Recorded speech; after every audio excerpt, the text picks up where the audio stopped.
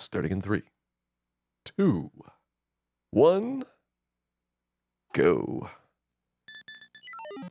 All right, as long as Dan doesn't break any caves, I think we should have a good night. Hey, Deck Beth, thanks for the good wishes. The Daggett, Michaeli P, Zaviad Crow. And well, there goes the cave.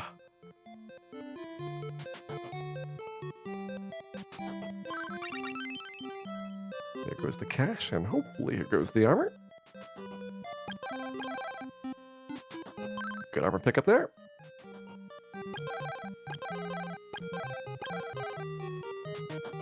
Got our items, got our flute. Got our sword. And now we're gonna get some tigers.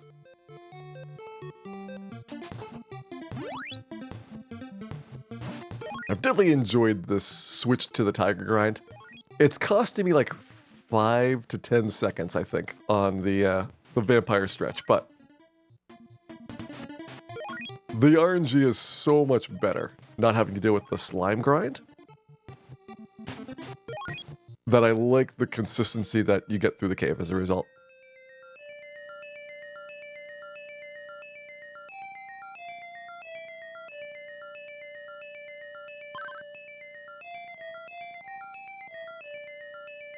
It's like sometimes the slime grind does really good, and sometimes you just lose a whole bunch of time having to play really conservative and get a heal potion. And other backups.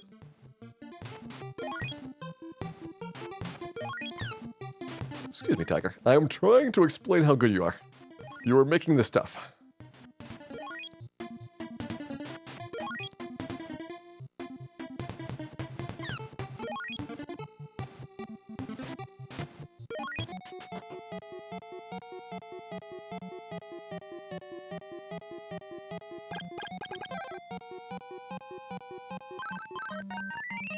Gonna play our flute. A little bit weird that there is 2 separate sections in the game where you wake someone up with a flute. But you know, it worked for them.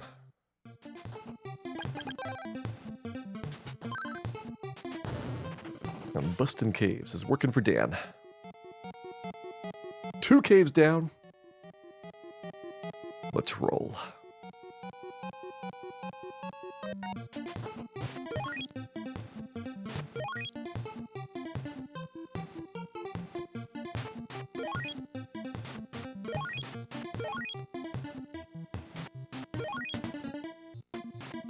And speaking of 2s, we gotta be level 2 in order to damage the vampire here coming up.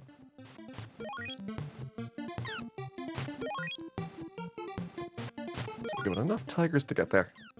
Oh man. That was bad tigers today.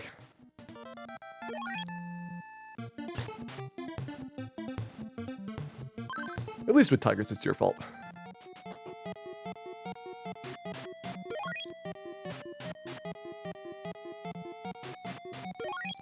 Now, time for our cave. Gonna be level 3 by the time we get through here, so we're killing lots of enemies on the way.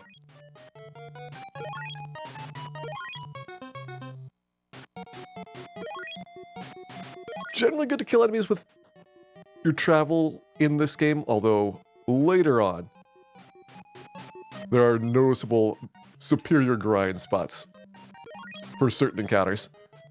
There's 1 red slime despawn, so we're at 27.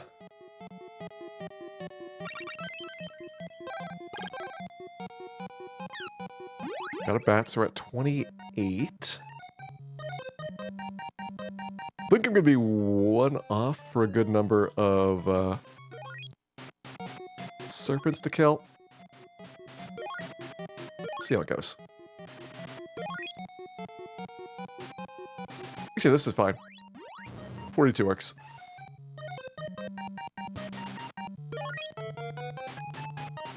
Try to get a multiple of 3 so that the serpents work out at an even number. 3 more serpents to go. We're looking for the one to spawn in the middle, ideally. I did not get it. Of course, we get it in the last one. And by then, it's too late. All right, vampire time. Let's go.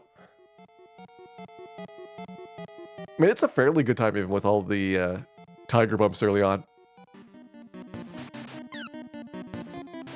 We just need the vampire to somewhat cooperate. Oh, come on.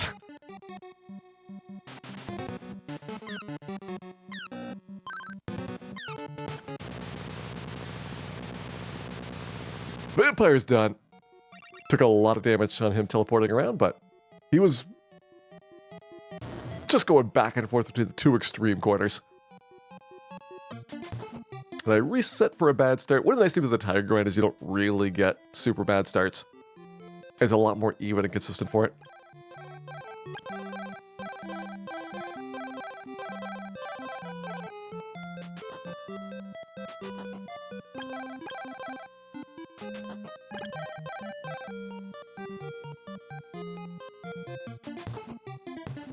With the slimes, you have a bunch of coin flips, and if the slime moves in a bad way, you take damage, and that can easily make it so that you are very much struggling in that first cave.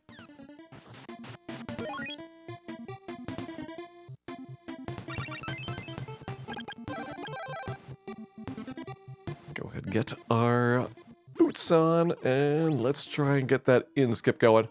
I took a lot of damage in the vampire section, so I don't really have a good way of doing all of my axe throwers here.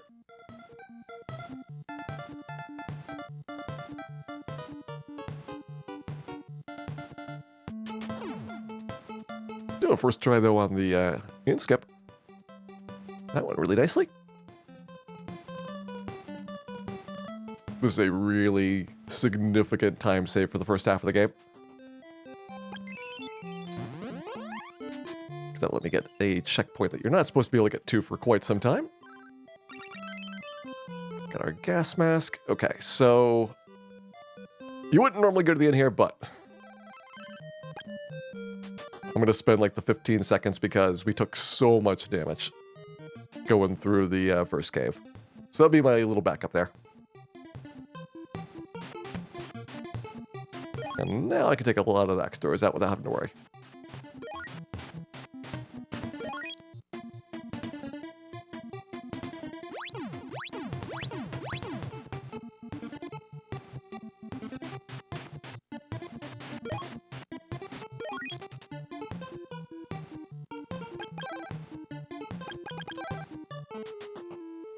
Also, one day I'll remember to put on the warp boots. Again, maybe not today, but one day.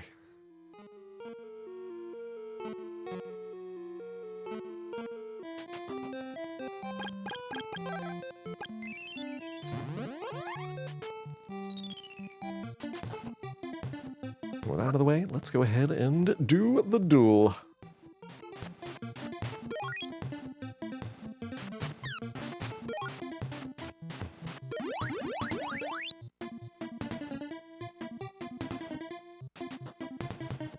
You've watched Lagoon? I mean, that's pretty much the whole experience. You've seen the best parts of it. There's no reason to suffer further.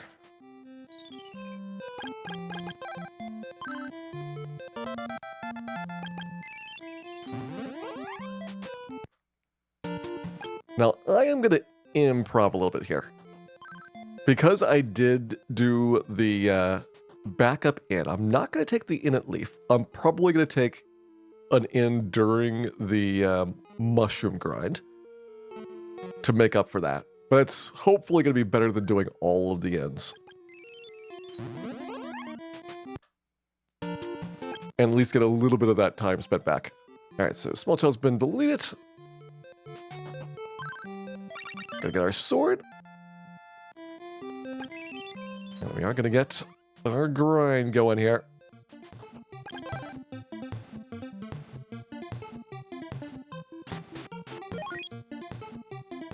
So with my leftover MP, this should be enough to get all the way through the mushroom grind. And we'll have a full tank for the zombies coming up after this. Basically, we got up to level 5, so we can damage enemies in the ice cave areas. At 4, we can at least one-shot the mushrooms, which makes these faster. And unfortunately, you have to take out the extra every time, because otherwise, it makes the mushrooms despawn. Here we go. Level 4 picked up.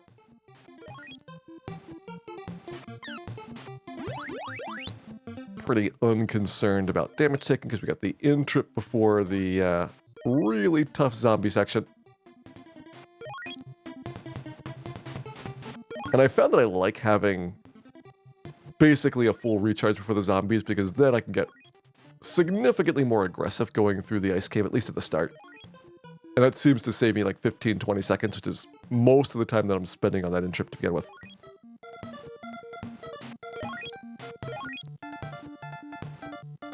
So much so that my last two PBs had the backup in that I never really thought would be useful to take. Turns out they've been pretty good. Alright, mushroom despawned. It's going to be looking for axe throwers to come down pretty soon. There's a large cluster of them that will eventually pop up in the north. And that'll take up all of the game's slots for tracking enemies. There they are. There's probably one more as well. But with that out of the way, we are in much better shape for these.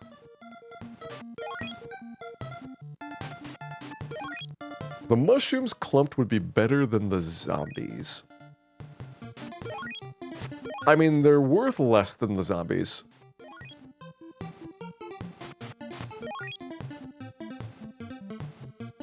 So I don't know if it would win. The zombies are pretty clumped too.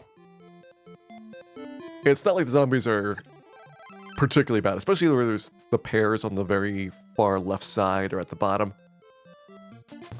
It would be close.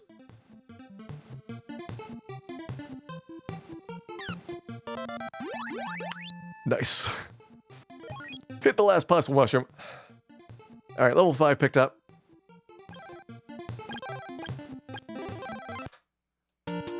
So we'll have one mushroom bump of MP used up, but we're in very good shape for our zombie grind here. And let's go in.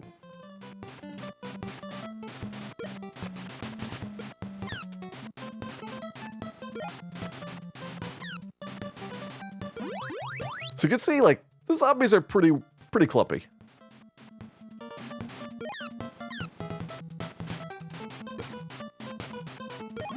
So you definitely need, like, a very tight pack of mushrooms to be able to beat that.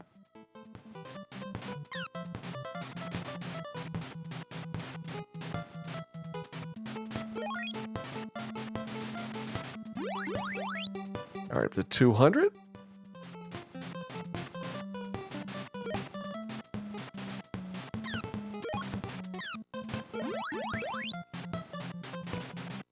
Taking a fair bit of damage, but that is what that in trip was for, so I don't have to worry about as much.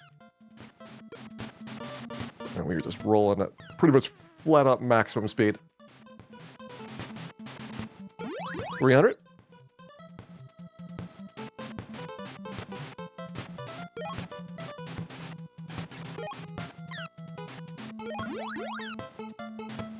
All right, that one was rude. 350, so halfway there.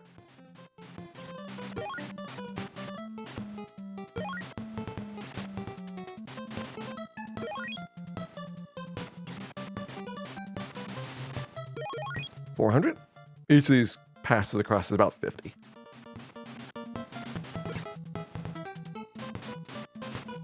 So I use that as my counting number for estimating the pace on here. 450.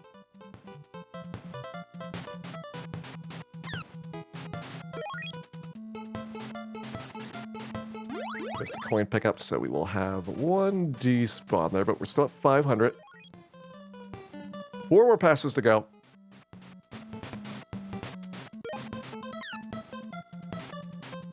Oh, come on, this is really awful for that upper zombie spot.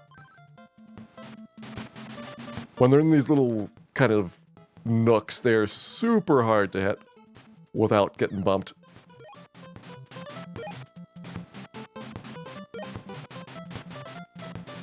It makes their wandering pattern even worse. All right, 600. 2 more to go.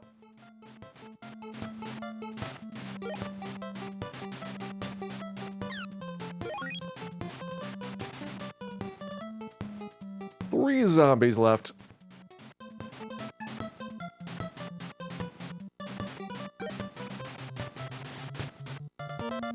And there is our level up. Let's go. It's a pretty good zombie grind. 15 minutes is a good time for Nidor's Inn. And we are considerably under that.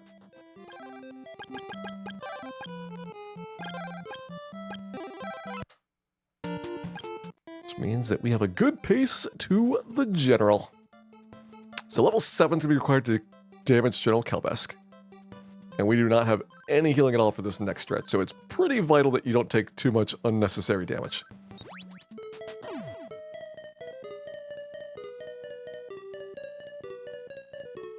I mean, if we could grind Akamas, it would be over. It would not even be a fair contest. Radishes, though. They're pretty delicious, too.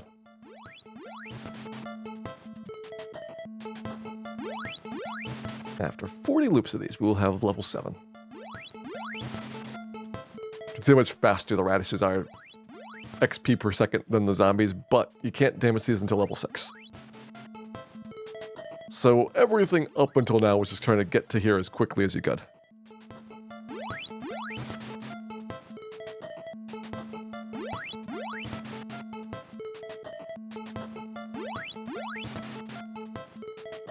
%.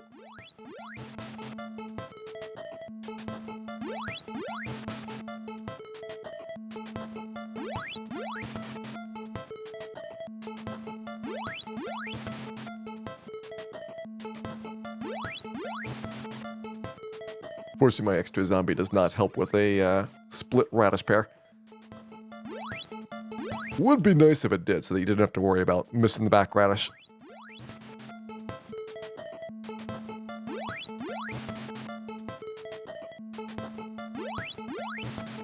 %.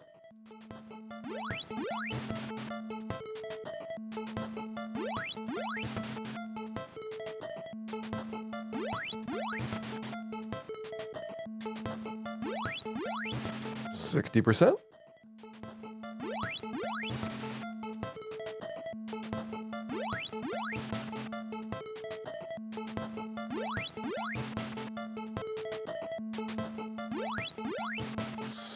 %.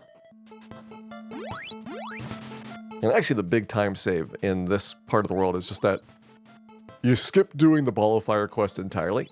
So you never fight the Insect Queen, you never have to get the teleport spell. Never get the Wind Bracelet. And it's all thanks to this little glitch that makes the game think we got the Ball of Fire equipped, when actually we've got the Ball of Wind and the Fire Sword. If I go to the menu, though, it'll figure out the ruse. So that's why I have to do this whole stretch without ever opening the menu up or healing or anything. One more set of radishes. Excellent. Radish grind complete.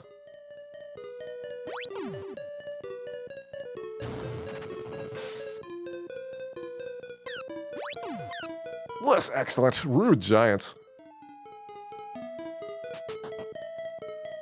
Got double hit on those.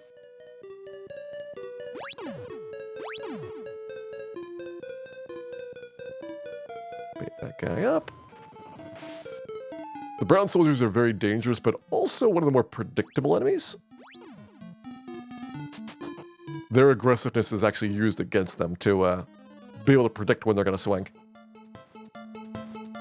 Good, brown soldier did not spawn outside of here, so that's one less thing to deal with. Try and bait him over to this side. You really want that first guy to go to the right, so you don't have to deal with that.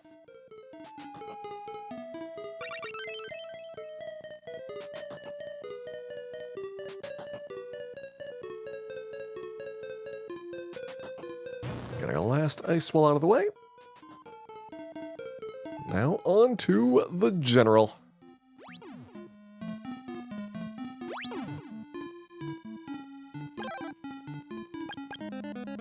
Come on, you.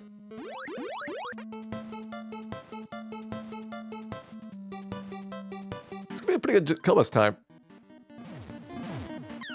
Just need him to not be super rude.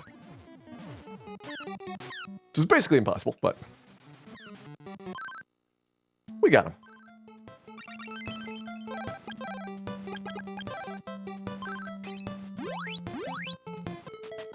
So, fairly nice Kelbesk. Under 1945 is really good. 20 is my target time for Kelbesk.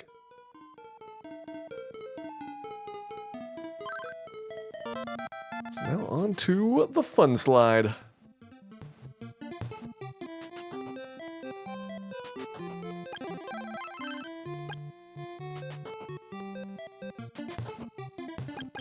I think the first time playing the game, I was worried that you couldn't get back up that slide afterwards, but obviously you just teleport back to the earlier towns and redo the whole ice dungeon. It just wouldn't be fun.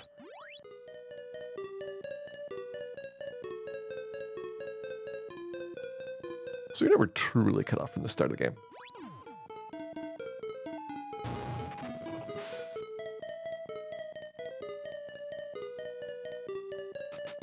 You are truly in a lot of trouble during this Medusa grind. Last really terrifying stretch.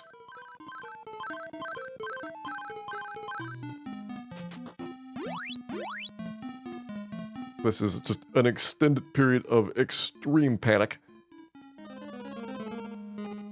Medusas have petrified, they hit you incredibly hard. And you need to kill 28 of them. That was close. Oh! Alright, we lost one of our hits. Need RNG Medusa to cooperate.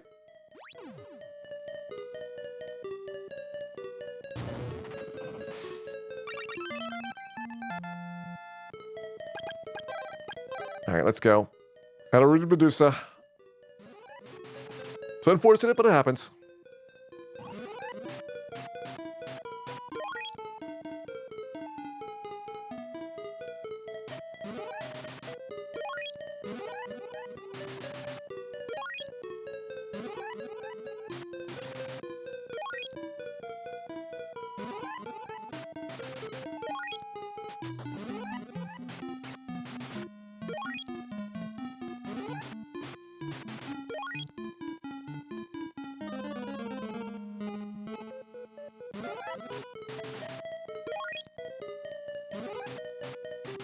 Just important not to miss too many paralysis shots. Stay on good pace for damage.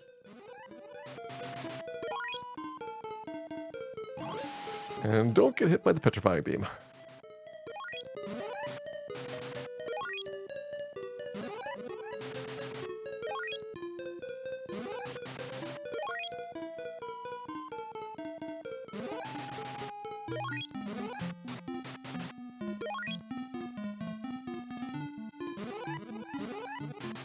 I might need to pin one against the wall now.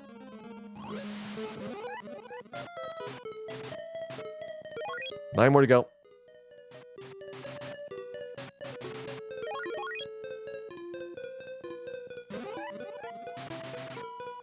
Six.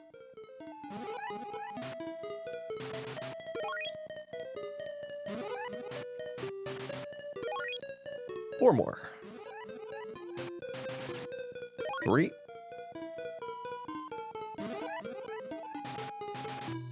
Two.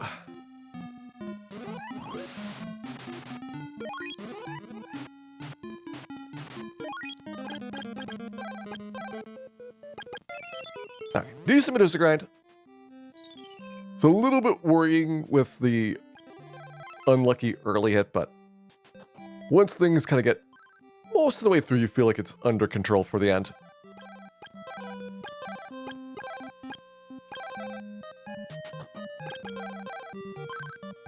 Go and get our armor upgrade. Let's get some more warp boots.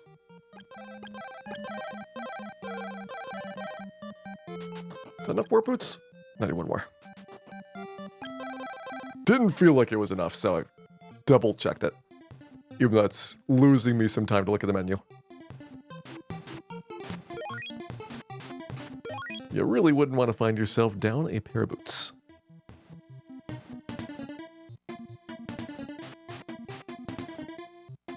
Alright, one more axe store. Alright, so we got level 8 picked up. Go ahead and grab the ball of water here. Then we can go to the new areas of the game that require the little ice bridges to be created. And with low light, we can actually damage the enemies in those areas. That's why we had to do the whole Medusa grind to be able to actually make forward progress here.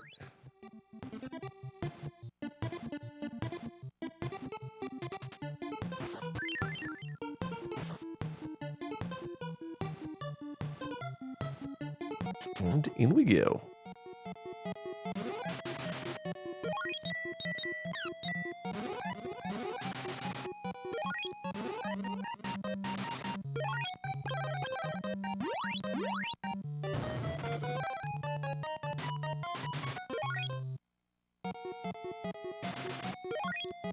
So by the time I get through these two caves, I need to be past level 9. So we're taking a lot of experience, pretty much every fight that we can reasonably squeeze out without having to slow down for it.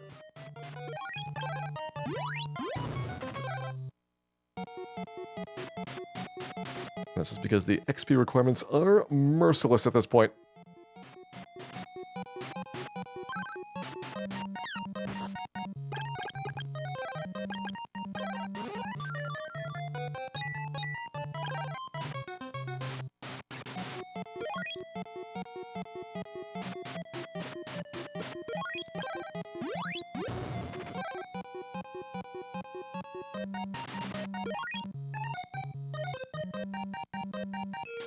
Alright, decent. Do I skip the inn trip? I think I do.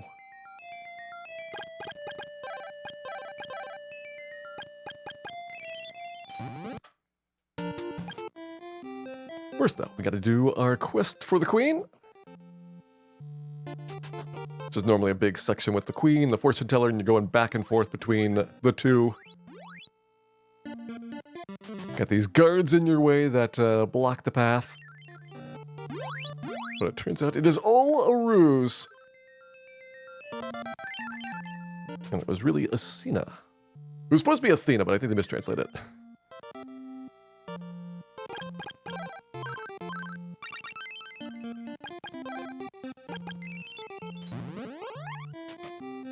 Alright, on to cave number 2 next.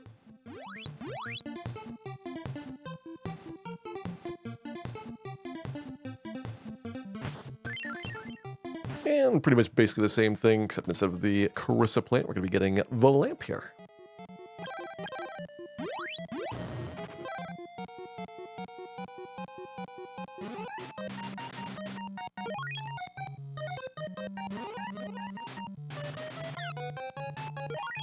That spider. Really awful spider.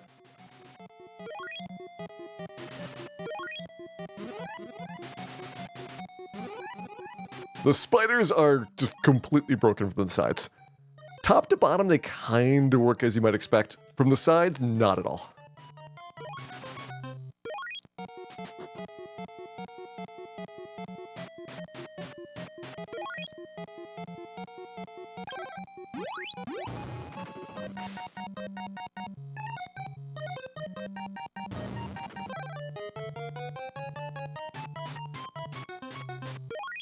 I need to watch my health a little bit for the upcoming stretch.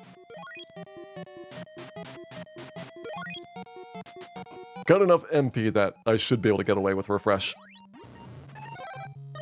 Question is when to use it.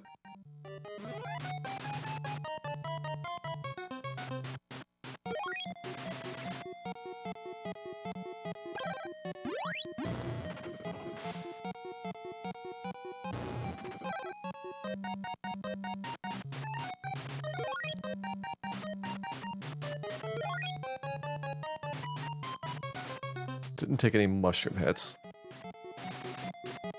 That spider, for some reason, is really, really funky. Like, it'll actually, like, suck you into his hitbox, even from the bottom.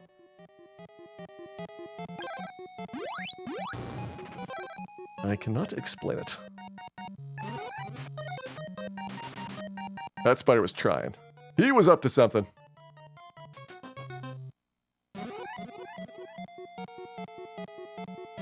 Now we can just run.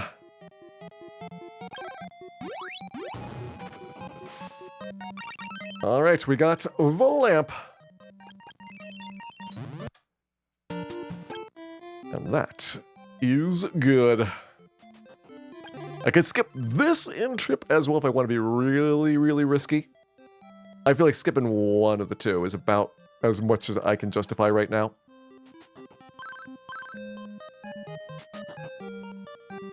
And that's a pretty good boat. 30 minutes flat is definitely ahead of my PB boat pace by a little bit. These are average splits, so they're a little bit exaggerated compared to what the PB would have, but still very good.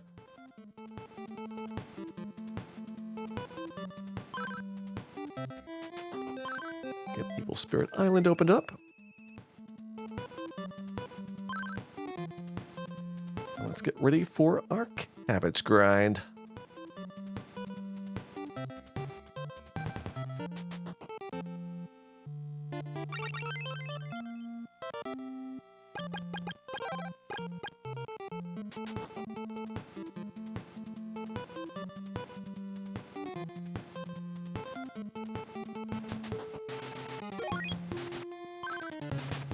So the cabbage grinds basically make up for the fact that we are going to be doing a major sequence break to skip almost all of the Angry Sea section. So we're going to go from level 9 to 11 here. That way we're actually able to damage things when we get to the other side of the world. Normally what you're doing here is this investigation of the undead that have invaded the island chain. So there's two towns, one of which is the town of Joel, the other one of which is the zombie town. And you eventually uncover that Sabera, the evil witch, is behind the plot. Go through her dungeon, and that gets you a statue, which you then use another lamp that you find to fix the statue. And that'll finally quell the Angry Sea, but we're just going to fly over it.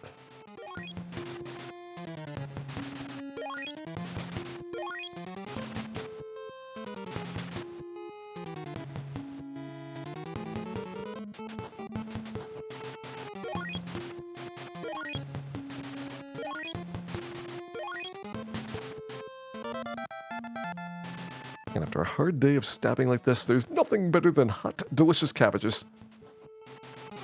Slightly soggy.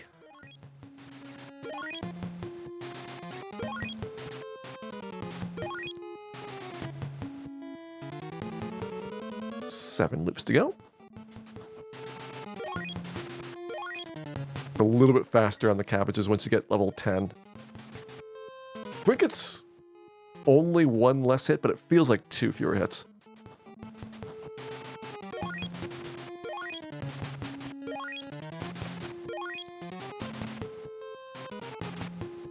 It's hard to tell because the cabbages are kind of funky enemies. They don't have the normal knockback.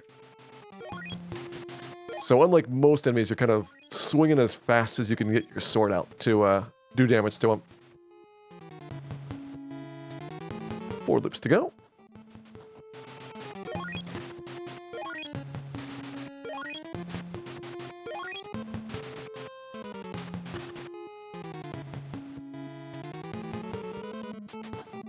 And one of the things we did was line up with those spiders to get perfectly even number of cabbages for the cycle here. That way we don't have to do a partial cave trip at the end. What are they supposed to be? Man-o-war jellyfish. I think that's why they do the poison, and also kind of they look like they have a little clump like a jellyfish would. I think somebody mentioned that when this game was being created, there was a big thing about man-o-wars off the coast of Australia, which probably also made the news in Japan. So I'm guessing that's what extra inspired it.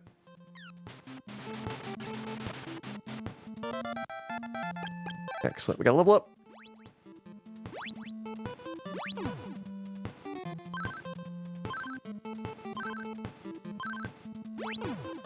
Got our flight glitch.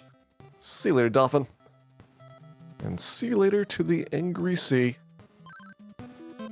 It's definitely the most finicky trick in the run, but it's so fast to repeat that it's way less painful than doing the in-skip.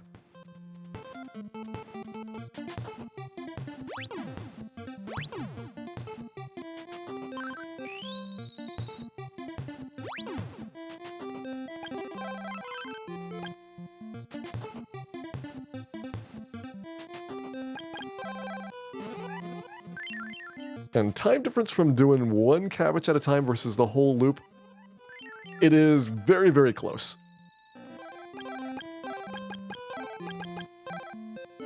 So if you really want to, you can do one cabbage at a time, but I think the loop saves you like 6 seconds over the entire grind.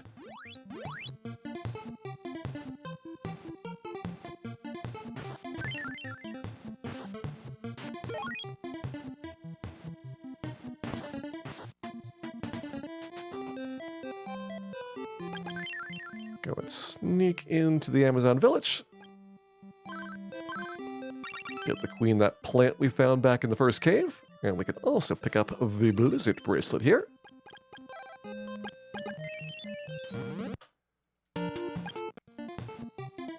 Blizzard bracelet is the best way of dealing with Motto, who's going to be the next major boss we have to fight. Motto is just flying all over the place, so the fact that Blizzard Bracelet does this big area of effect attack makes it so that you don't have to worry about really chasing him down. I used to do a strategy where I actually pinned Motto and started doing away with the sword, but it's a very dangerous technique, and you have to hope that you don't take a lot of damage.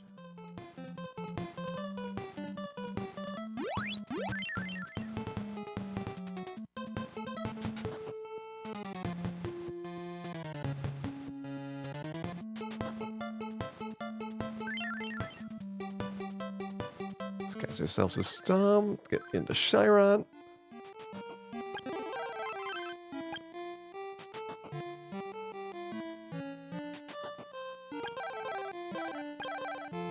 Grab some armor upgrades. Those are really nice to have now. That's basically the last set of armor that you're going to get until the Psycho armor at the end of the game. And then we get the key to Stixie.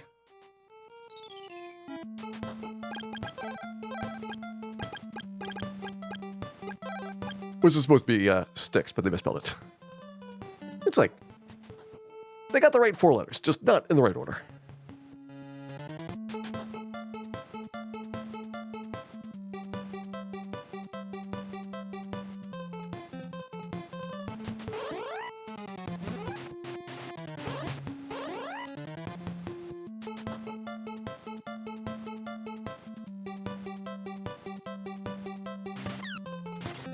Alright, did get 1 slime. So 1 slime plus 1 flail guy is equal to 1 Burt worth of experience.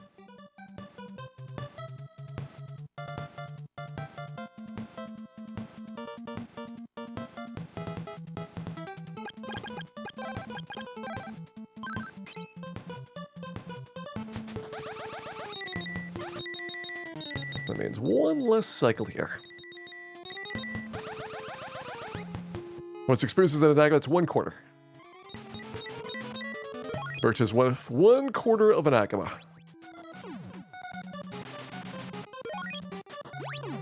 And we're going to grind him in until we are almost up to level 13. For level 12, doesn't feel that bad. Level 13, it feels bad. Like the way the experience curve in this game just jumps up really fast at this point. Makes it very brutal to try and get levels early. We are getting levels late because you actually have to have 13 as the minimum level to kill the 4 general refights. Speaking of general, welcome into General Andrews. Hope you had fun watching the streams over there, and hope you enjoy watching Crystalis here tonight. It's a very fun NES RPG with a couple of maybe slightly tedious grind sections, but don't worry. We'll be through here soon enough. There's level 12 picked up. We're going to go to about 3/4 of the way to level 13. Welcome in, Raiders. Again, hope you have fun here with Crystalis tonight.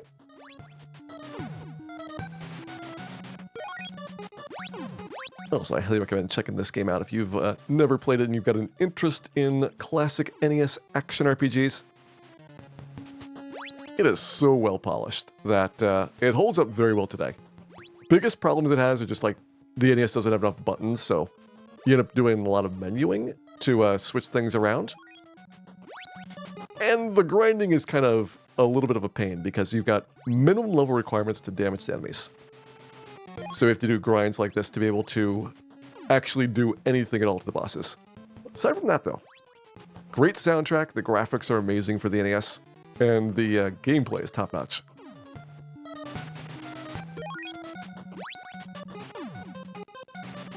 Hey, thanks for the good wishes there. All right, we're at 10,000. Gotta go up to 16,800.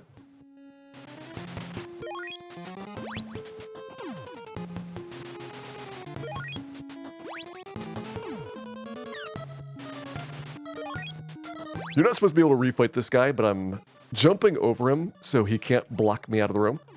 You're intended to go up to this northern area, and they actually have a story trigger that teleports you back out. But in mid-air, you can fly over him, and it also confuses his tracking, so you can see I'm standing over to the side and not taking any damage. All right, one more to go. There's our Burt grind done. Now let's try and get the Sword of Thunder.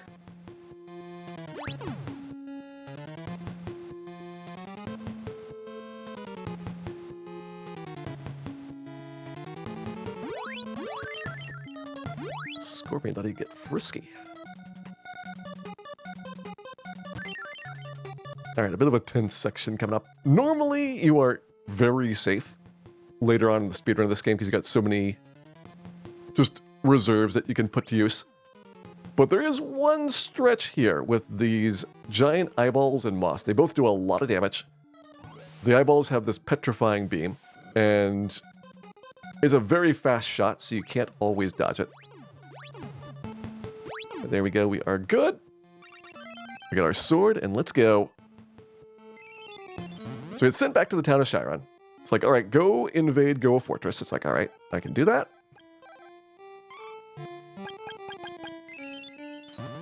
And I'll actually use a little Warp Boots glitch here to change where I'm getting teleported into when I use the teleport spell. And then immediately it's like, all right, back to Chiron. So, make up your mind.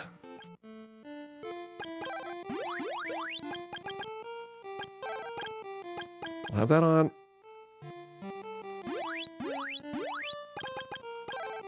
Get all charged up here for Motto, and this is going to be our third of the major bosses.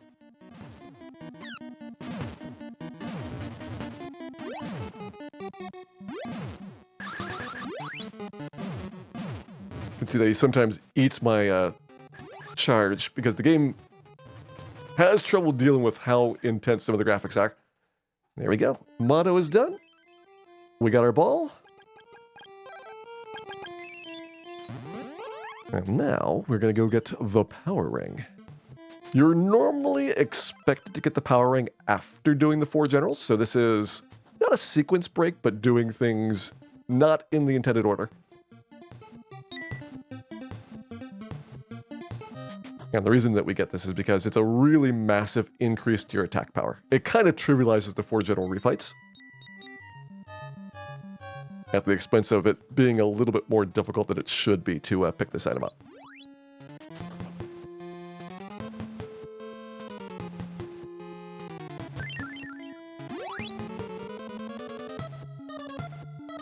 We're looking for bugs. Bugs that spray paralysis juice. You do not want the bugs. They're bad bugs. So far, they're really good. Getting decent luck here.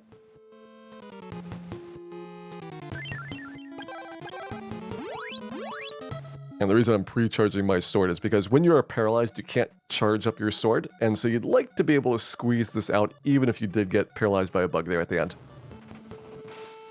All right, nice powering pickup.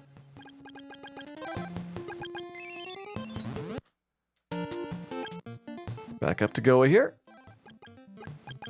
Okay, we got barrier on. Let's go.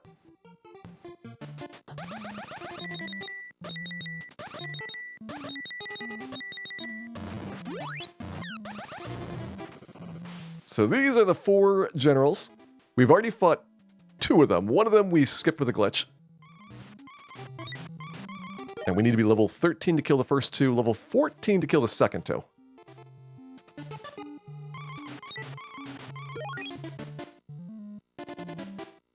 That's what a lot of our prep with Bert was all about.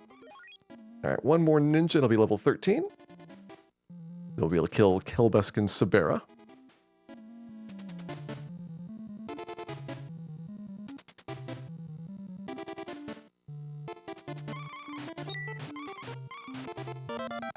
You'd think that Ninja Sword would be a melee attack, but it's actually considered a projectile attack, which is why the barrier spell is really useful against it. All right, Kelbesk, let's go.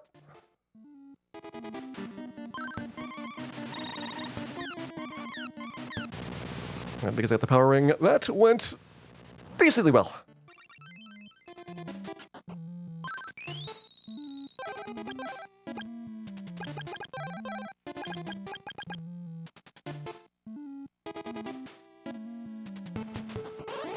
Now on to number 2. So this area also has the bugs, but often they don't spawn.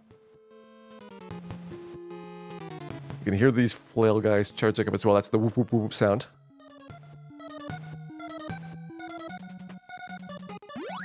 And it feels like there's just a little bit of timing to it to like delay a smidge at the start and then just nothing shows up. Which makes this a really nice floor.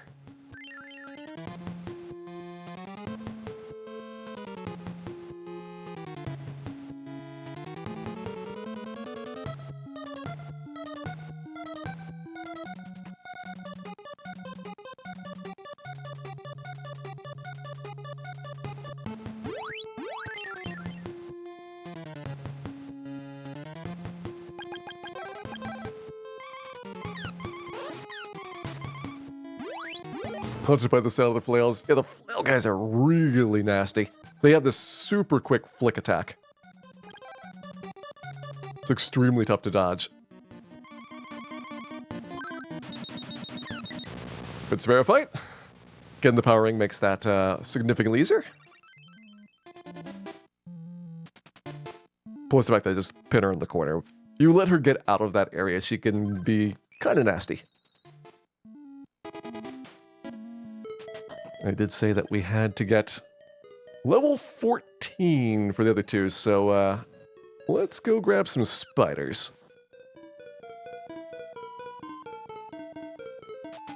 These spiders are worth a lot of XP. And the only kind of finicky part is that because there is a number of other enemies off-screen that the game is tracking, if there's any projectiles or coins or somebody sneezes, the spider will despawn. Like that projectile, I gotta wait for a little bit to hopefully let it get over to this spider. Same thing with that one.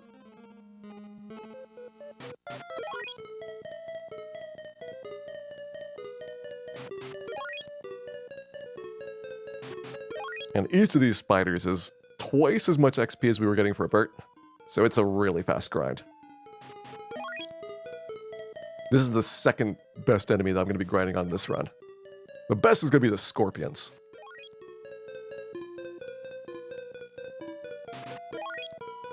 Those will be how we get to most of the way to 16 after this.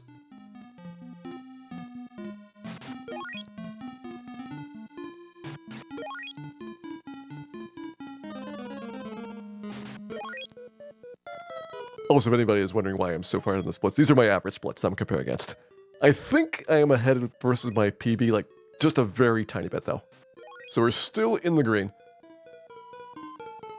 My PB is a 101 in this game.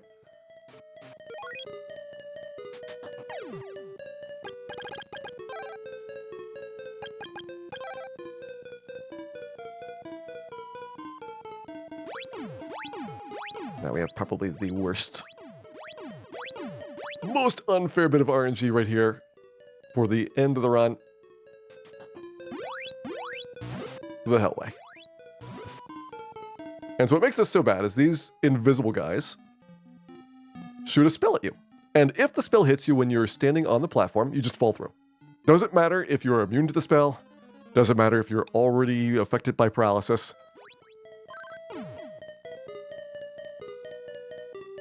But I think we got past that one. We just try to scroll them off the screen a bit, and there's one more of these left to go. Yeah, we just want to bait him down to the south. All right. Looks like we are good.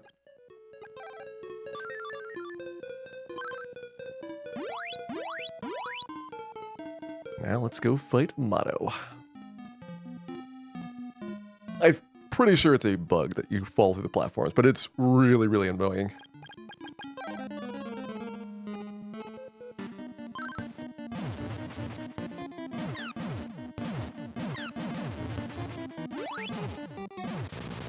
And a good amount of fight. Just like the other ones, you've got the power ring, it's many fewer shots, because the power ring adds your level to your attack power. And if they didn't expect you to have that, it's like going from 2 damage up to 16.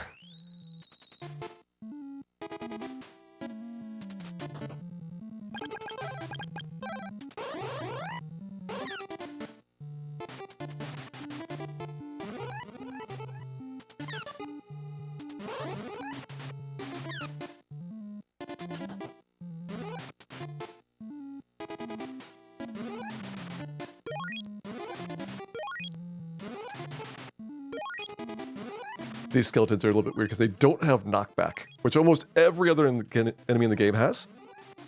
And when you're alternating back and forth between the skeletons and spiders, you have to like think about whether you need to be walking forward into the enemies or not. It's really easy to have accidents.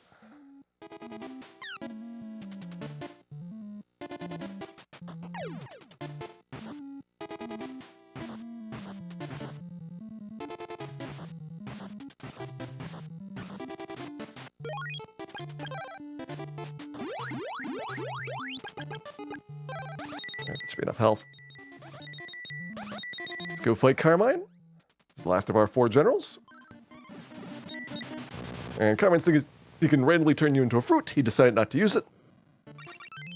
So we are through. 4 generals are down. The Storm Bracelet is the level 3 item for the Thunder Sword. It is a massive screen clearing attack that also really lags the game a lot. You get to see that in the final tower.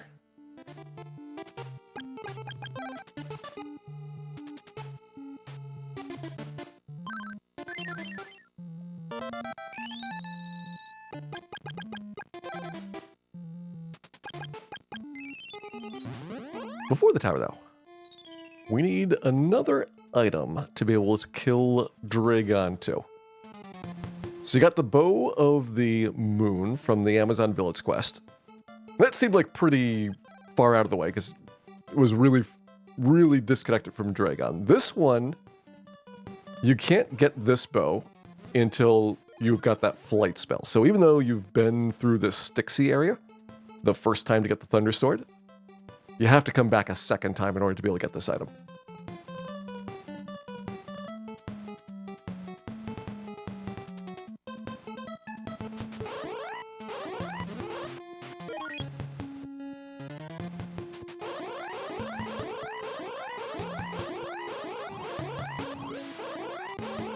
And yeah, this is a fun place.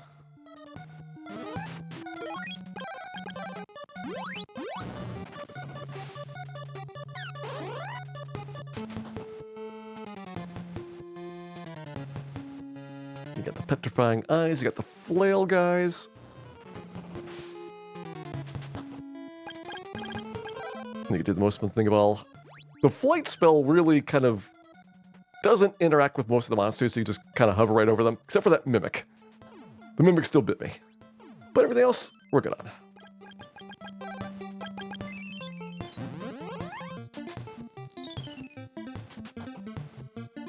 And now we are going down to the desert.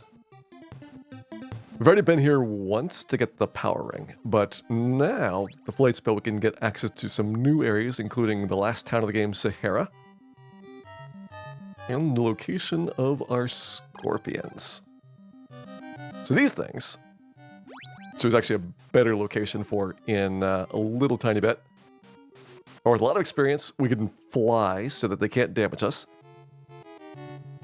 That's how we get pretty much all the way to level 16.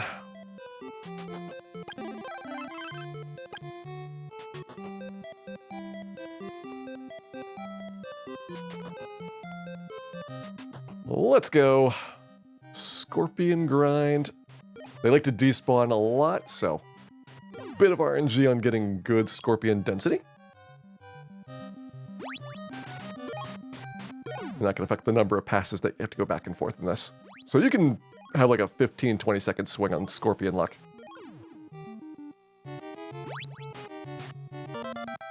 Alright, there's 15. I'm going to go to 44,000 experience, so I can get the rest of it pretty easily right before Dragon 1.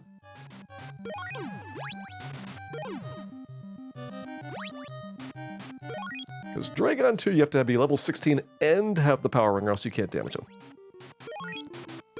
So there is nothing at all optional with damage in this game for those attacks.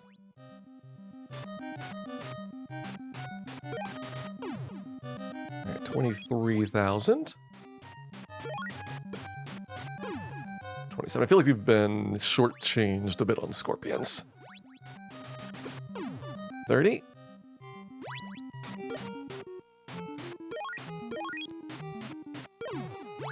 37. The good news is I might get a good number for my passes, because I'll be right around 44,000 going up here, yeah. Too many scorpions, in fact, 2 extras. Now time for Dragon.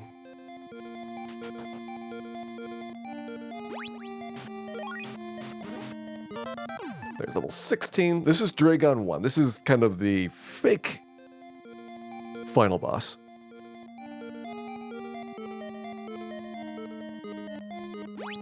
And then the real guy shows up.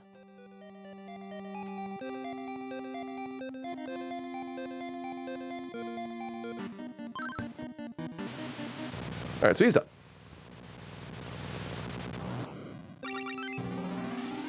But it's not even his final form. Now we got the bows. And now we can go fight Dragon for real.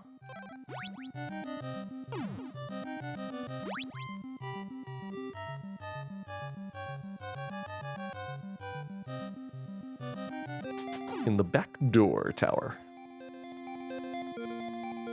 Dragon 2 has RNG in his pattern, unfortunately. So right near the end of the game, another very big RNG section. There's a manipulation to make it better, but it's still not perfect.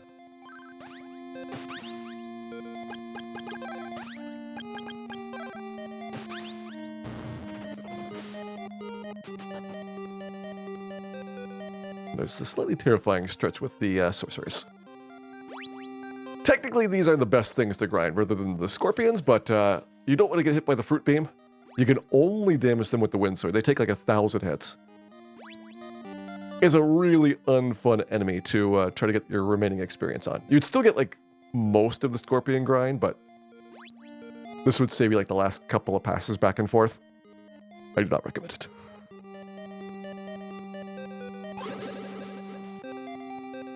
Also, the fruit beam can hit me in the air, so mostly I'm flying till I don't bump into them physically. Here's our manipulation, so we're going to hit Dragon intentionally.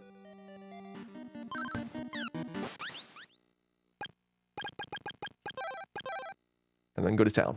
This should make him do lasers more frequently. He did not laser. So, bad luck.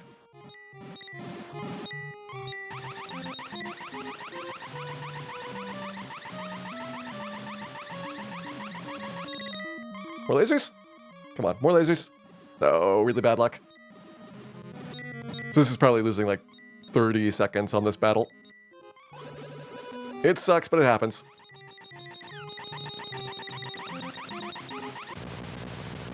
And there is Dragon 2 down. Whether we can get a PB or not depends on how the tower goes. Well, at least give it a try.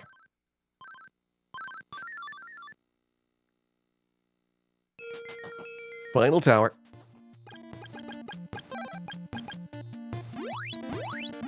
Let's go.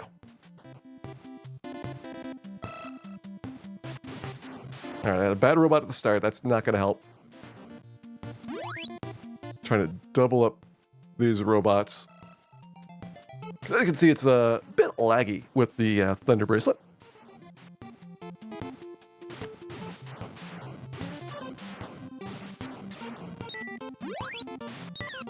But this is the safest strat for taking these things out.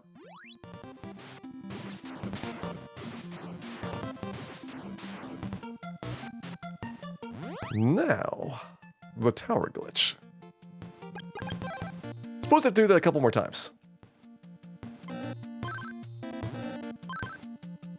But we are going to trick the game into thinking that we have already done these floors.